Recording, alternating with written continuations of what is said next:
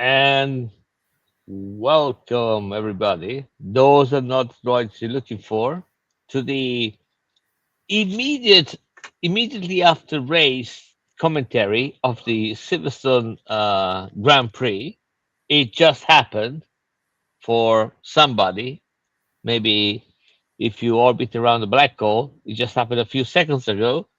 But yeah, so we are a little bit late, but better late than never, I guess. What do you think, Lucky? Well, what the fuck happened? I don't know. There was some delay in the stream getting aired. I've no idea why though. I blame Brexit. that's Yeah. that's okay. Well, if we're going down that route, I think we could probably blame Thatcher. Well, I think it goes without saying that right now the way to go is to blame Trump and Infantino and the FIFA. But we don't want to talk about football because even if we have no technically British people among us, I don't want to twist the knife and talk about Argentina. But yeah, I'm not going to do that. No, By the please way, don't.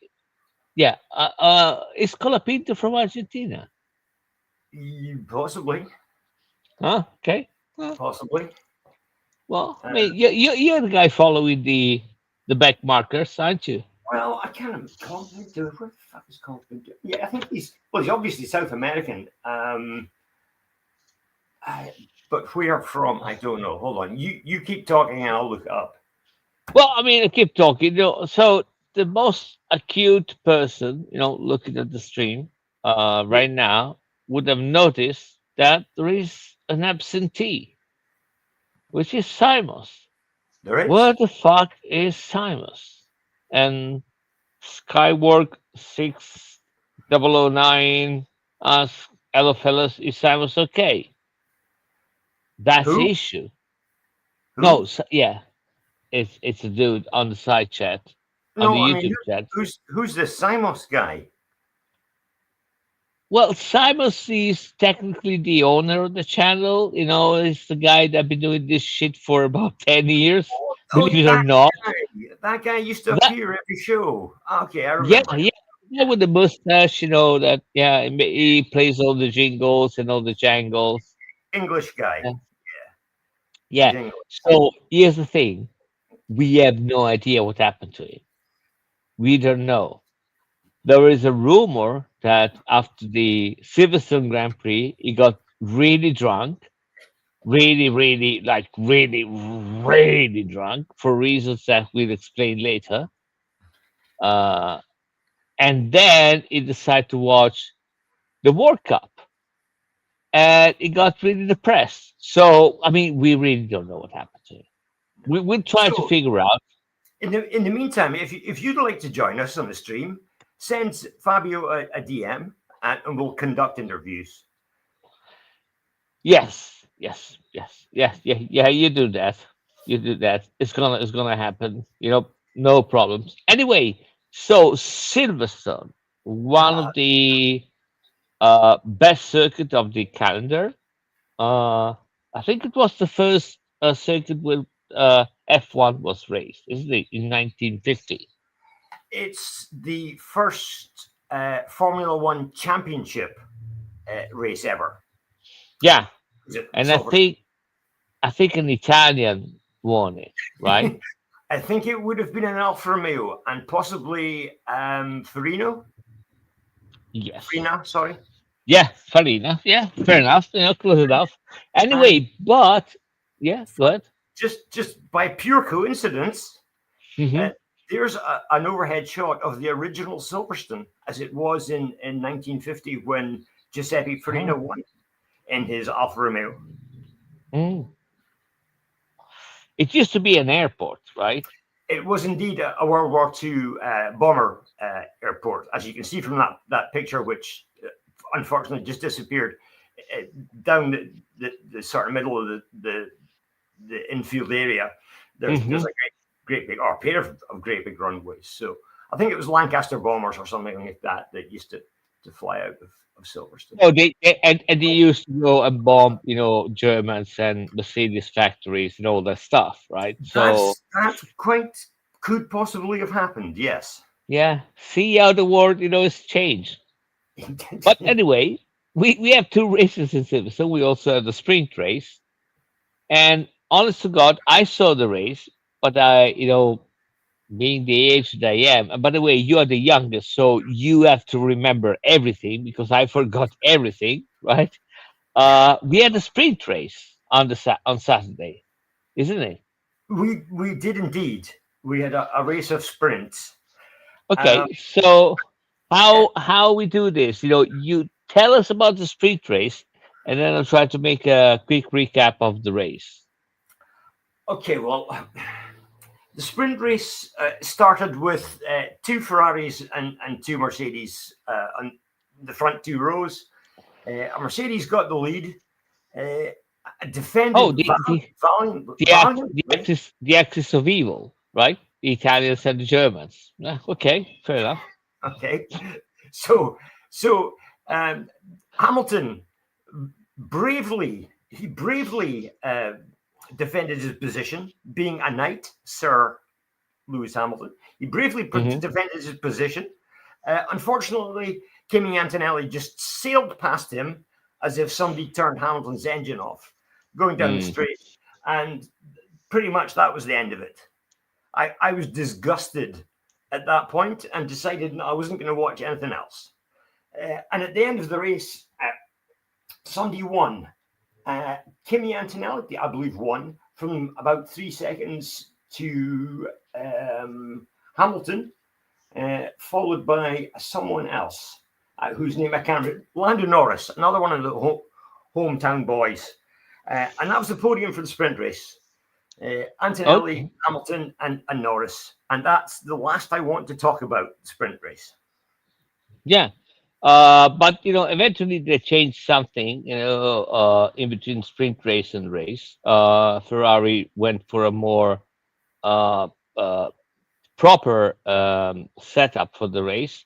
So let me see if I can make a quick recap by watching the video and explaining to you in real time, because that's how we roll. That's how you Uh, roll.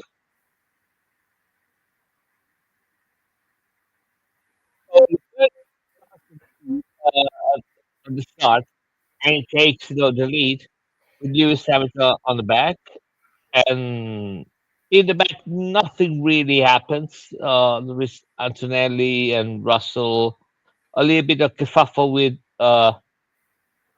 I think it was Verstappen, or yeah, was it Verstappen on the closest Red Bull, or was it a jar?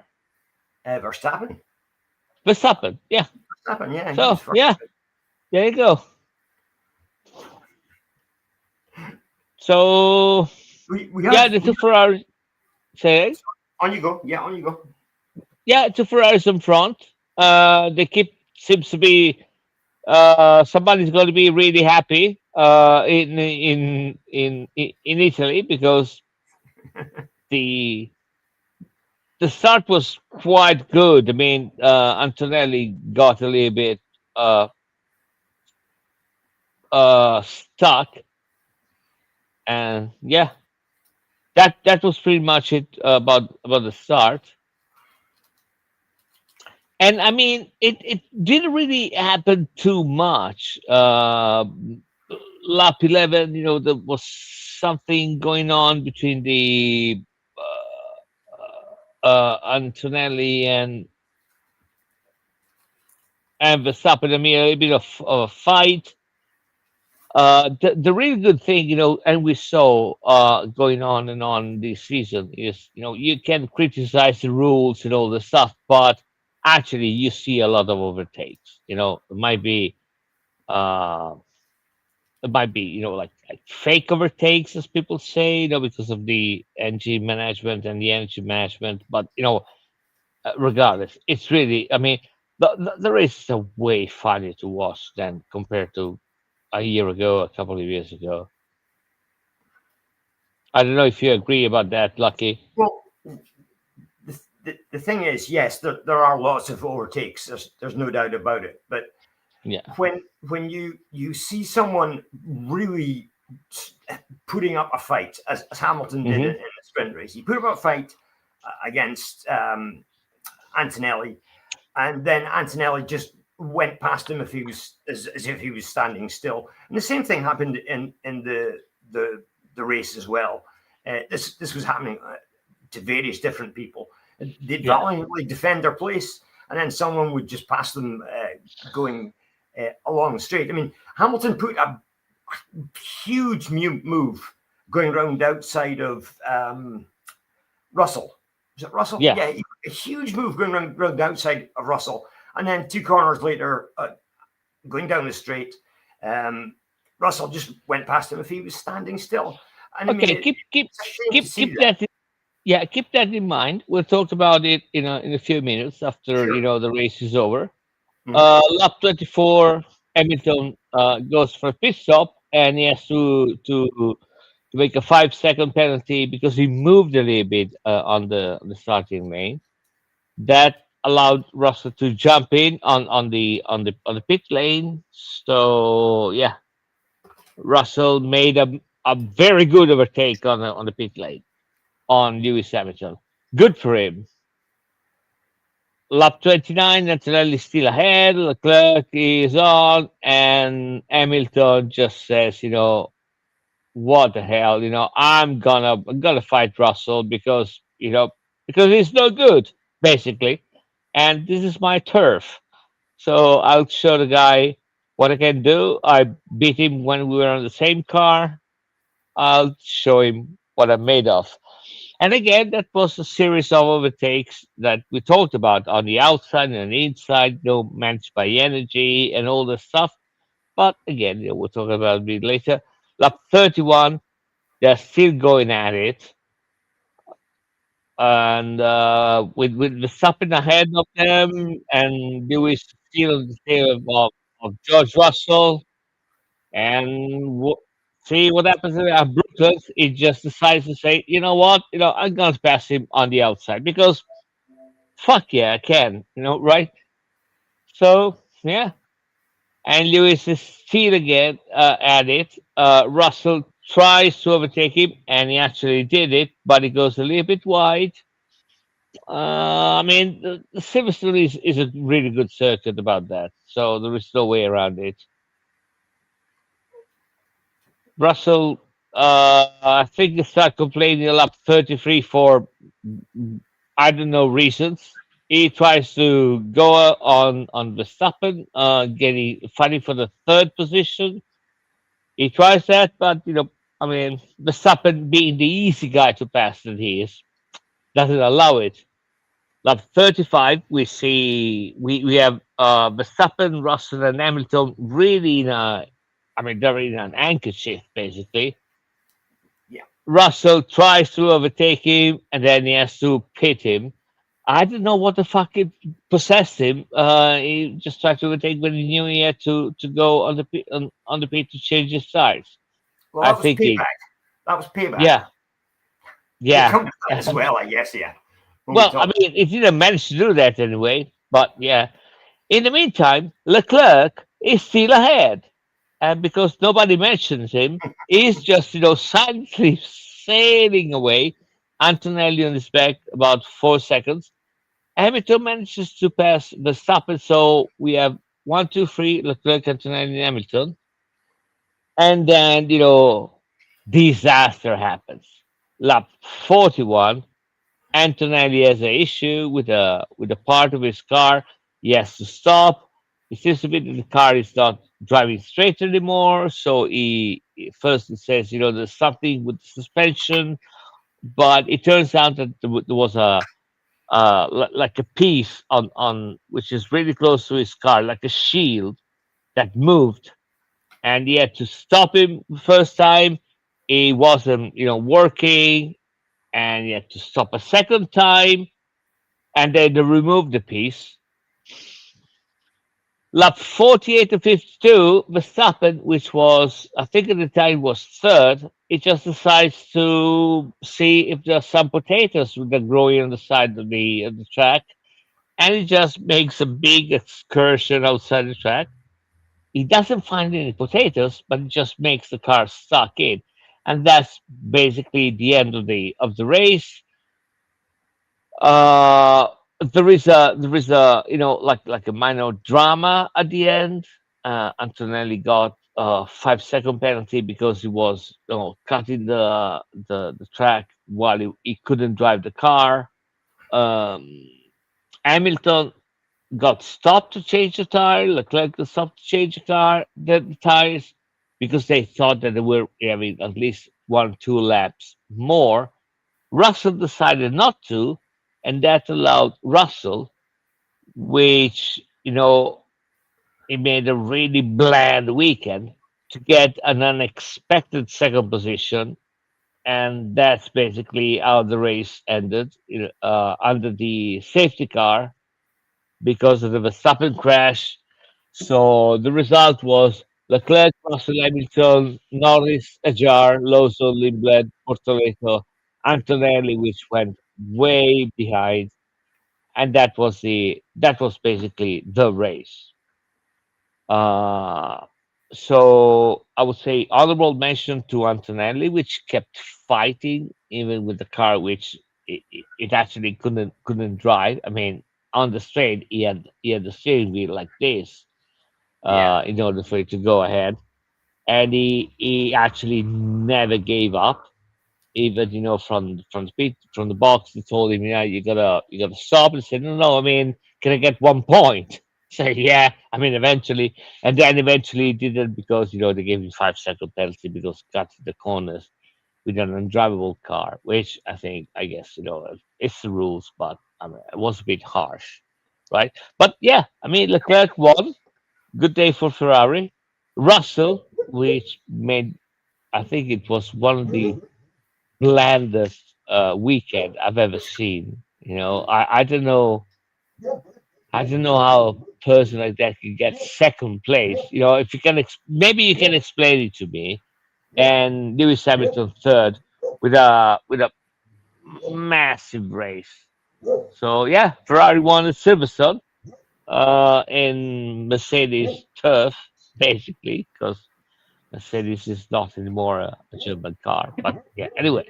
So what do you think about the race? okay, well, let me just check, put this up here so I can see what it says. Um, Driver of the day, it's got to be Leclerc. Yes. From the lights out to the Mm, end, he was totally in command, and Ferrari seemed to get the strategy right for him. Although bringing him in with the lead he had, um, it wasn't too hard to get him back out when he was going to be in the lead again. hmm So I definitely think Leclerc gets driver of the day because he was Mr. Consistent.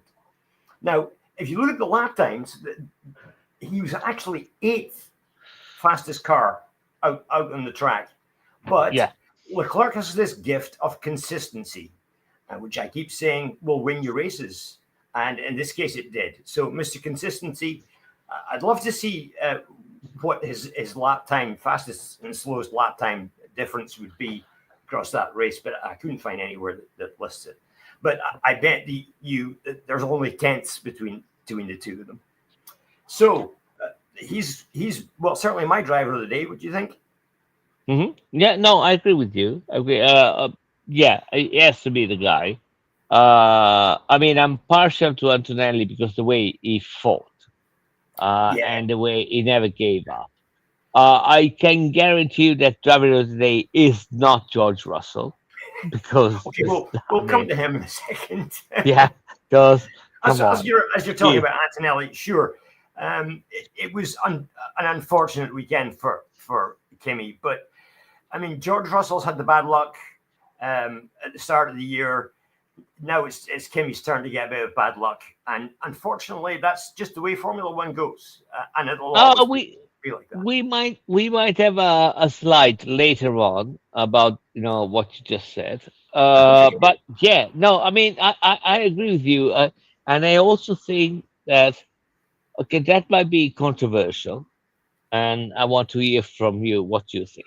I think that right now, uh, if it's not a problem of setup, right? If the two drivers are, I'm talking about Leclerc and Hamilton, if the two drivers feel good with the car equally, I think that Leclerc is faster than Lewis Hamilton. Do you think so? Yeah. I'll tell you what I was thinking. I was Hmm. thinking that Hamilton seems to do well when the car's light, Hmm. but Leclerc seems to do well more consistently, no matter what the fuel amount there is in the car.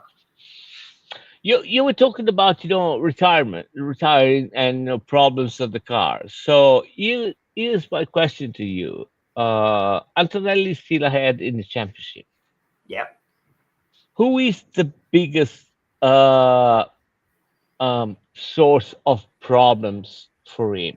Is it going to be Lewis Hamilton, which is really close, or is it going to be George Russell, or is it going to be reliability? And I want you to look at the slide that just popped up on the screen from our fantastic director, which is not Michael Masi, of course.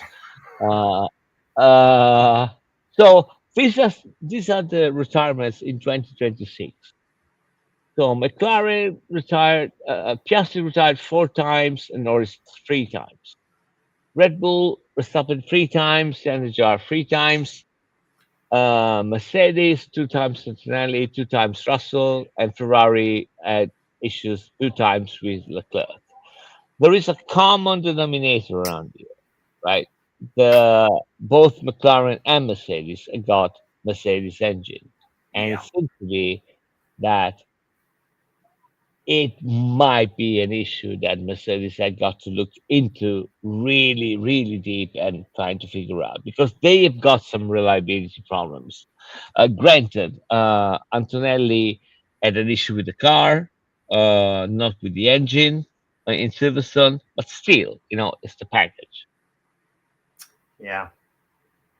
So, what do you think is going to be the biggest issue for Antonelli? The leader of the championship right now. It's going to be Russell. It's going to be Hamilton. Or it's going to be reliability or You know, something else. this is really difficult to try and call, and I'll tell you why. At this point of the season last year, if you remember, uh, Max Verstappen was 104 points. It was slightly over 100 points behind Piastri, who was in the lead of the championship at that time, I think. And Hmm. we all had Piastri as winning the championship, and Max going to be nowhere. However, what did Norris win the championship by from Verstappen? It was less than 10 points, Yeah. and it came down to the very last race. So you just never know. But I think that Ferrari have got themselves and their drivers into a good place at the moment, and with that reliability, they're going to be a threat. That's what I think. Uh, the, we don't know what's going to happen with the two Mercedes guys in competition with each other for the rest of the season. I mean, Hmm. that might turn into a bit of a farce with the two of them. So I'm not even going to try and call this. So, do you think that Toto Wolff is, now looking at all, the old videotapes, all the races from 2000? When was, the with Lewis and Rosberg? What was That it? was 2016. Yeah. So you think is going through all those tapes and all Well, these notes was 10 years I ago? I think by this stage in the season, um, they should have a favorite that they're going to try and see through to the rest of the season. And I think at the moment that's Antonelli. Yeah. Well, So I mean that I don't know. The thing I know is that there's been some complaints by the team manager in Ferrari, Frederic Vasseur. It was basically not blaming the press, but it was uh, complaining with the press, saying, telling to them, "Oh, we just think, race to race. We don't think about the championship, blah blah blah blah. We just fight race to race." Uh, that I can guarantee you is proper bullshit. I think that in Ferrari right now they're seriously thinking about the championship, like they should, properly, seriously they should thinking be. about the championship. I think they should be. I definitely think they should be. They've Yeah, got well, who's won Grand Prix this year?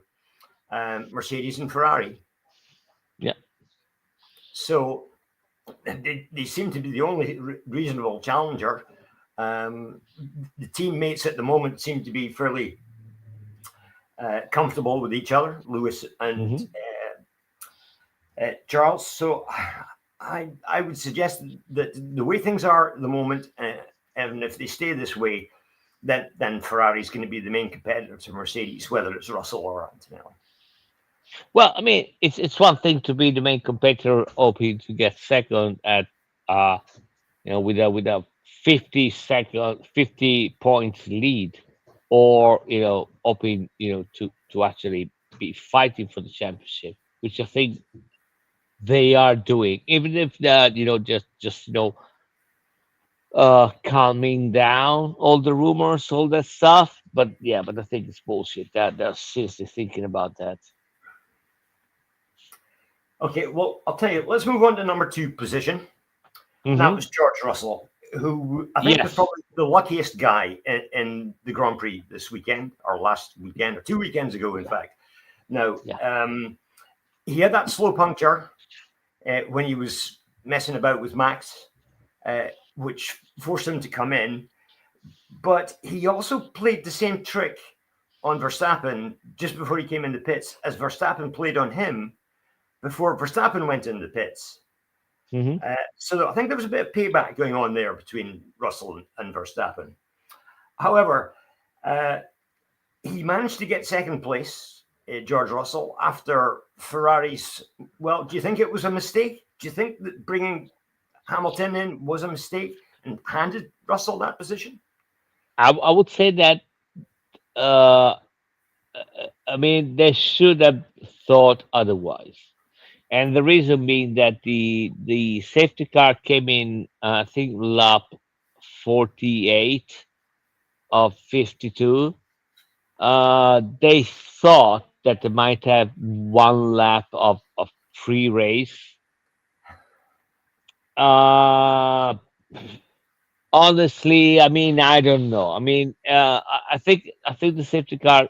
I can't remember if the safety car came out lap 48 or the accident of Verstappen happened on 48. No, it was Um, Hulkenberg, I think's car was in a dangerous place. Hulkenberg, somebody no, spun no, out. no, no, no. It was Verstappen which went out just at the end. So that's why the safety car came in, and they decided to recall Leclerc, which was ahead, and they also recalled Hamilton to change his tires, while they kept Russell, outside, and that's how he passed Lewis Hamilton. Uh, I mean, in hindsight, it's easy to say that they made a mistake. They should have left Lewis out. On the other end, um, probably if Lewis went out and Russell got in, because Russell was doing the opposite of Lewis Hamilton at that time, and they had one lap of pre-race with a fresh tire, Russell would have overtaken him. I think it was a gamble. I mean, I don't know. I think it was really, really, really tight, and I Well, I can't really blame them for that call. well, let me quote the figures to you. When the safety car came out, Russell was 13.6 seconds behind Hamilton Yeah. on the road. Okay. Now, uh, about halfway through the race, Sky Sports actually put up on screen average time lost in pits for a pit stop was 20 seconds. So I mean, the whole world knew, or the whole of people watching Sky uh, Formula One knew it was going to be 20 seconds for a pit stop, and Russell was only 13 seconds behind. So I don't see why Ferrari didn't think about that and just leave Hamilton out. But again, nobody realised the race was going to finish under a safety car. Um, that last lap would have maybe given Hamilton an opportunity to get past Russell. And as you say, that's what they were gambling on. It's very hard to say though. I think it was a close call. I'm not really sure about the 20 seconds, if 20 seconds under the safety car or under the virtual safety car. I don't know. But anyway, I think it was a gamble. And yeah, of course, in hindsight, it was pretty stupid because the safety car never got in. And I mean, you know what? I'm gonna blame Masi about that because that that will change after the Masi accident, 2 years ago. So yeah, I'm gonna blame Masi. I think it's pretty Well, fair, right? in this occasion, they did actually follow the rules, and the problem was with the software that says what the safety car is supposed to be doing. The actual rule is once all the um, back markers have been lapped themselves, the safety car must do one full, complete lap and then come in. Okay, Yeah. and that's what happened. They unlapped themselves. The safety car went round for another lap, which it was supposed to do, and then it had its coming in lap. But unfortunately, we were at the end of the Okay. race. No, no, you're right. Let me rephrase that. So I blame Masi and I blame the stewards at Silverstone, which were really lazy and they took a lot of time to get Max Verstappen car out of the track. Let's put it this way. Well, And if just let me say, I sorry to well, we mentioned Skyworks 6009. Professor Izzle is here. Jacqueline 25 and Dave Captain Desk is here. Captain Dave says just got home from hospital. Been a rough ride, but I'm through. My drugs now. We'll see. Yeah, I mean, okay, yeah, Dave is good. Fair enough. Which is way more than we say about Simons, because again, as I told before, nobody knows what the fuck happened to the guy. We don't know. We just don't know. We're trying to gather information. We'll have something by the end of the show, but still, we're just still waiting from some news from the usual channel. Yeah, on but this on this occasion, mhm. it might have been a better idea had they just red flagged it. If they'd done that, it would have left four racing laps, and it would have been 4 proper racing laps. However, when you red flag a race that close to the end, it does seem a bit pointless. I But it was mean, there certainly is been a good also 2 laps for the spectators to watch. I think there might be also some criteria on why you red flag a race rather than a safety car. I mean, to be honest, the situation was a safety car situation. No issue about that. Again, everything was a little bit slow, and the back markers things that you said played into that. Actually, it was really weird because it seemed to be that they were racing one lap because there was some news on the internal communication system saying that the safety car would have got in lap 51, and then they decided not to, so it went up to lap 52, and the old race ended under the safety lap Yeah, scenario. So yeah, but yeah, it was a that bit that would happen. it was a bit of an anticlimax, Yeah. especially for the people who were there. Seeing the cars going around in procession like that for the last 3 laps is it it, it's a bit dull, to be quite honest. Yeah, I mean, talking about the anticlimax, let's talk about a little bit, something we mentioned a little bit before, how the new rules affect the show. And so I'll be the first one to grant you that the show, uh, the all overtakes things, it's a little bit artificial, right? But on the other end, I think that in Barcelona last year, there was, I had the number. I mean, but I haven't got it in front of me. I think that last year in Barcelona they had uh, 48 overtakes, while this year in Barcelona with the new rules they had 120 overtakes. Again, is it artificial? Yes, because most of them happen because of the energy regeneration. Now the strategies with the all engine management happens. But boy, it's so good to watch. I mean, I can't remember the last time I saw somebody in F1 overtaking somebody else on the outside. I don't care if it's because they got more energy. I really don't care. Just seeing somebody overtaking somebody on the outside, it's so good and so precious. I don't know what you think about it. Well, that move that Hamilton put on Russell, he sold him a dummy. He thought he was going to go down the inside, and Russell went over to cover the inside, and Hamilton just went round outside of him. It was absolutely brilliant move to watch. But Yeah. as I said, we see that, and then we see 2 corners later, Russell hitting his power button and going past him, and it kind of makes it very disappointing.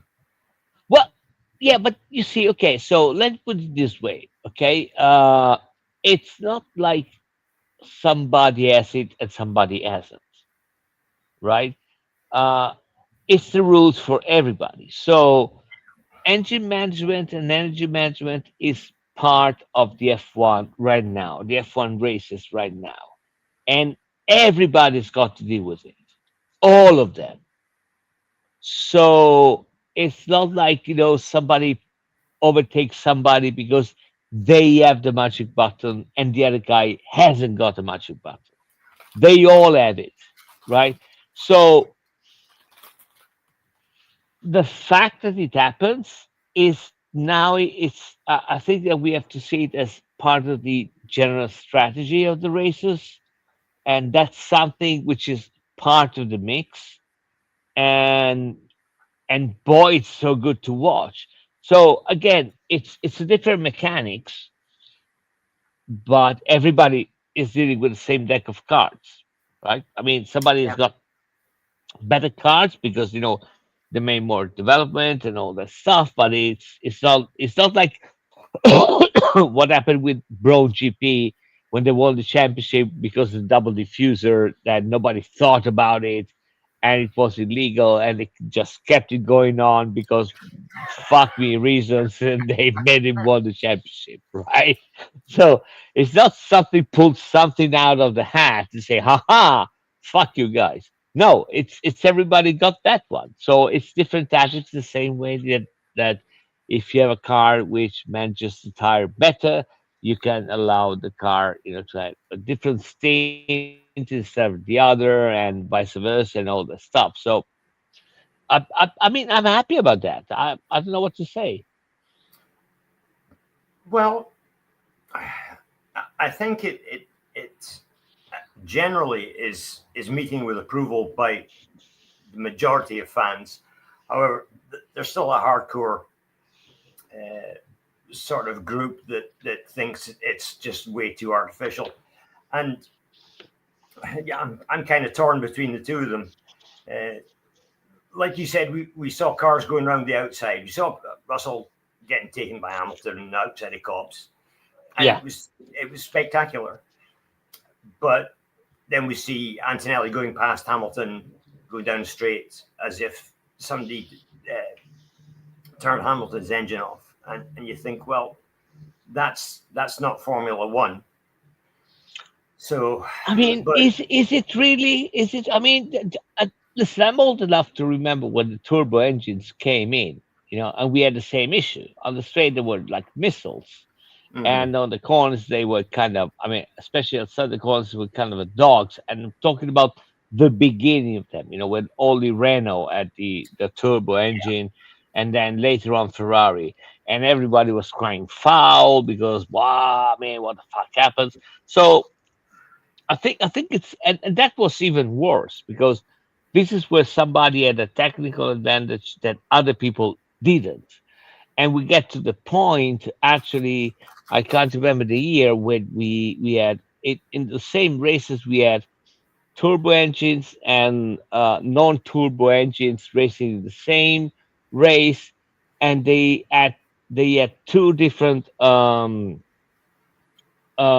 basically two different championships. yeah, They that's right. had to make a complete different, trophy for non-turbo engines that were constantly overtaken by the other one. They were That's right. mobile chicanes, basically. So I mean, I'm not shocked by that. I think I don't want to call it an evolution because people might disagree with that, but it's a change in perspective of that kind of races.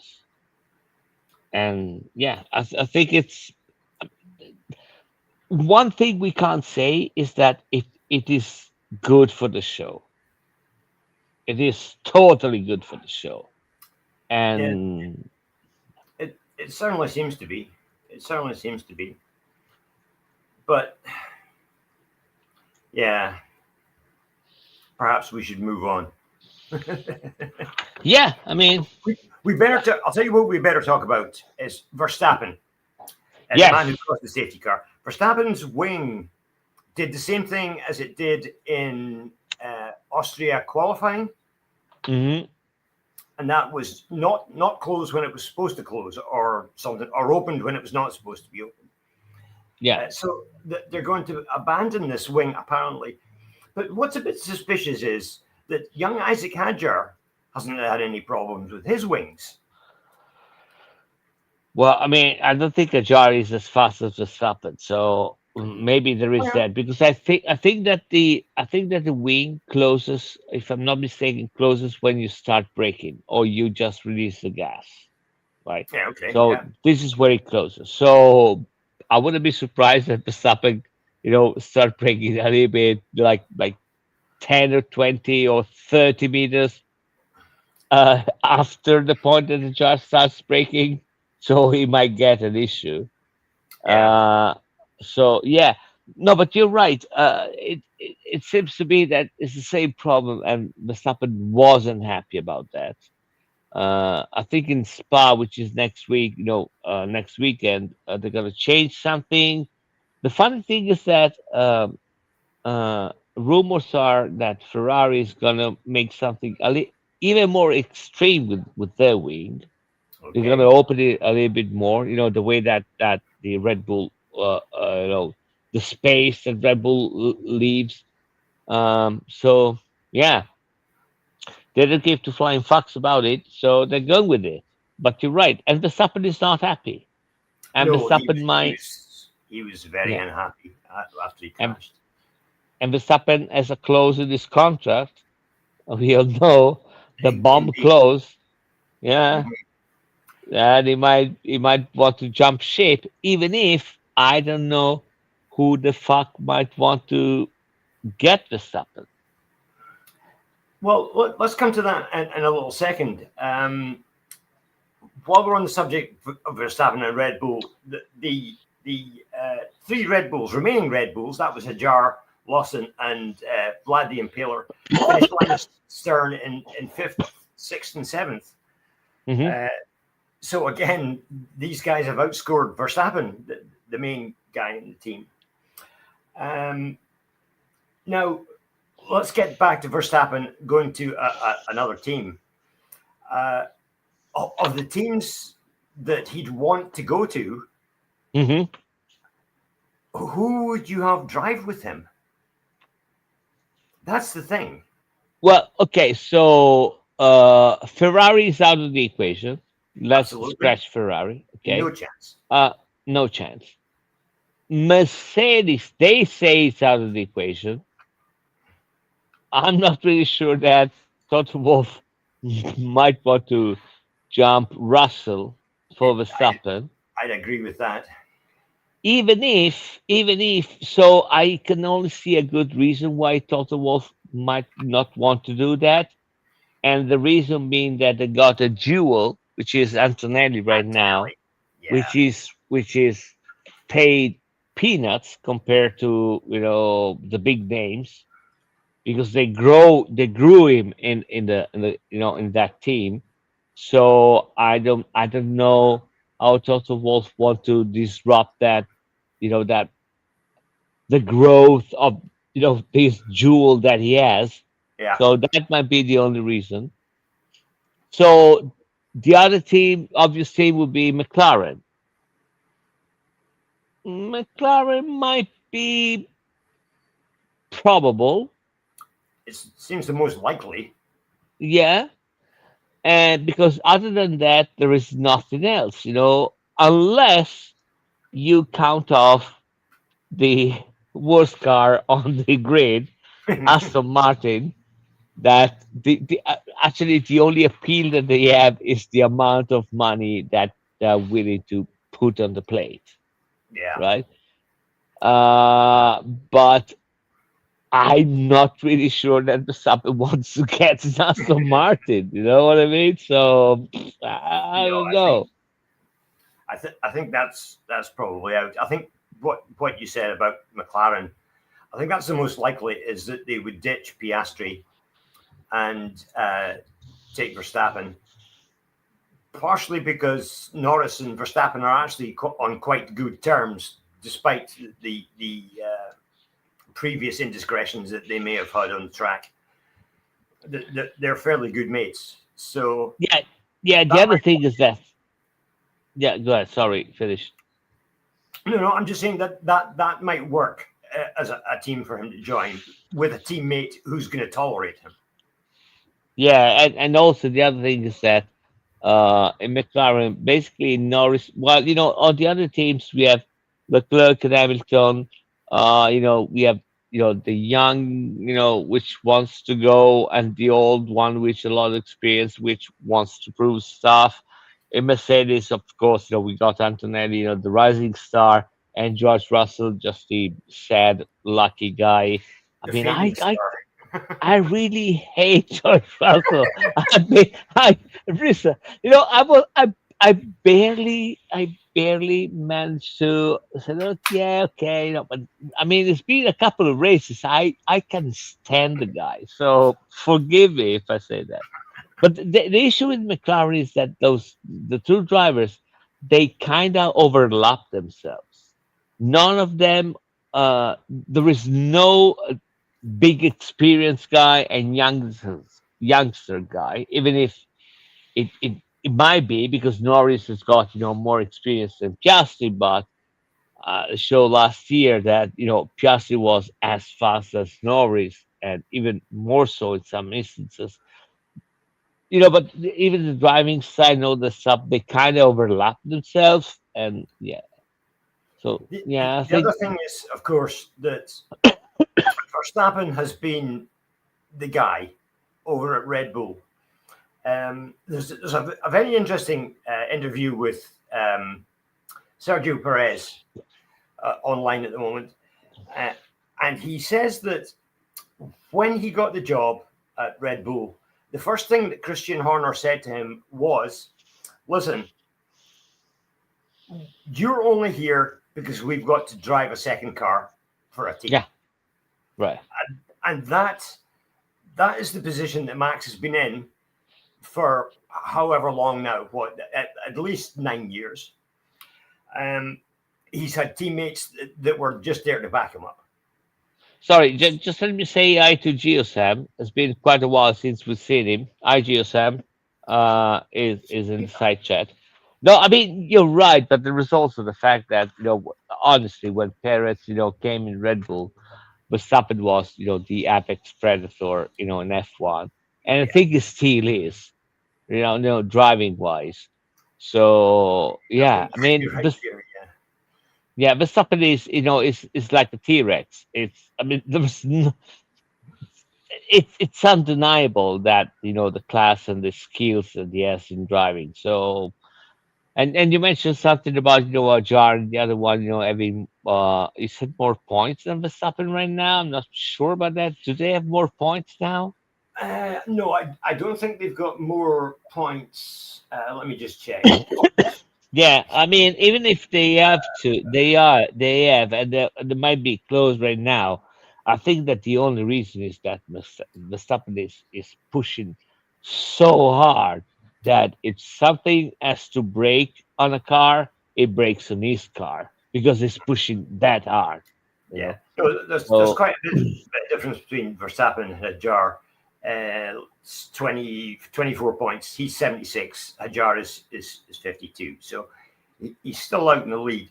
But yeah, I mean, he's got them from only a couple of good finishes, yeah, as yeah, opposed to consistency or more consistency from Hajar yeah, in getting around the track. yeah. Anyway, listen, man, we are almost at the hour. Obviously, we don't have the. We might have the myth part, or but not the quiz part, because it Well, would yes, we be are. You're gonna get unfair. a question, and you can see if you can Okay, work. You can see if you can work this out. Okay, okay, because yeah, let's go, I'll let's give go. you clues, and you probably should be able to work out. Okay, Yeah, fairly okay, easily. Okay, okay, so 1996, Damon Hill was world champion. okay, Now, in that season, he set a record that, as far as I'm aware, now I've checked around and I can't find anything to contradict this, but he uh huh, set a record that year. It was a consistency record. uh huh. What consistency record do you think he managed to set that year? I don't know. I mean, so it was racing. So '96 was with the Williams, Yeah, that was a championship year. and yeah, so Schumacher, I think, was still on the Benetton at the time. Yeah, of course, was the No, he Benetton. was Ferrari. He was in Ferrari by that time. 96 was with Ferrari. Sure I'm about pretty that? sure. I think he was. Yeah. So no, his 96. first year at Ferrari. Oh yeah, it might be. Yeah, the dog of a car. So yeah, it was out of the equation. I don't know. Fastest laps, No, but you're kind of close with that sort of pole answer. positions. It's an answer. Oh, you're getting even closer now. Jesus Even Christ. closer now. Closer now. You're extremely Uh, close when you say pole position. okay, okay, okay. I got it. The third time is a charm. He always started from the front row. You've got it. Absolutely. Yeah, He was the there first you go. driver to start every single race in a season on the front row, first or second. Yeah, yeah, yeah. So well done, you worked it out. Hold on a second, because I got something. Because apparently Simons appeared. I'm sorry for you guys watching. It appeared on the private chat, and because of he tried to get the answer twice, and he failed, right? Because it says points, finishes, and And podiums. He tried and he Williams is failed. his favorite team I as well. Yes, and I want to claim points for that because he actually tried to make to give Yeah, the answer. absolutely. You are smart arse of the day. Well done, sir. There you go. There you go. I'm a smart arse with the absentee smart arse. Okay, so I think it's almost time to wrap it up. I Yeah, think okay. we One other thing. One other yeah. thing. Uh, At the moment, there is being made and is due to be released fairly soon a documentary about James Hunt. It's called, let me get the title correctly, it's called Hunt, We Need to Talk About James. And it's a documentary to celebrate, would you believe, the 50th anniversary of him winning the championship back in '76. Okay. Okay. And Do you know where it's going to be shown? Which I'm not sure. It's due to be released later in this year. And okay. the director has said that he believes it'll do as much for Hunt as the Senna movie did for Senna. Which I haven't seen. No, I think I saw I saw the movie Yeah, about Senna. I yeah. didn't saw the documentary. Actually, I saw one The, episode of the documentary. It was really boring. So, but I saw the movie. The movie was okay. Yes, yeah, okay. Yeah, fair enough. that's it's supposed to be on a par with that, and I believe Okay. there's going to be some AI used in it, Yeah, which yeah. might be a good or bad thing. Who knows? I wonder how they were gonna be able to take out all the cigarettes that is smoked. Because it's not. But anyway, Biologists do that so these days, isn't it? listen, man. We are almost at the end. Actually, we are past the end. We are. So I think Well, that we. Hey, hold on a just second. listen. I'll tell you this is actually a very little known story about Formula One. Before he joined McLaren, uh, what's his name? Can I? Sorry. Col- Before you go on, can I just say one thing? I had kind of a stroke right now because the blonde girl on the right, I honestly thought she was naked. It well, might be because my screen is a little bit small, but I thought, okay, hey man, I mean it might be that. that's a vagina if I ever saw one. I thought she was naked. Okay, Well, okay, this is part of the story actually, as you can see okay. there. As you can see there, Colin Chapman actually tried to get James Hunt to join Lotus, Uh and huh. when James went along to see Colin Chapman, this was actually the site that greeted him. But unfortunately, even that bevy of beauties, Yeah, scantily clad girls, couldn't yeah. lure James Hunt to Lotus, and he went to McLaren instead.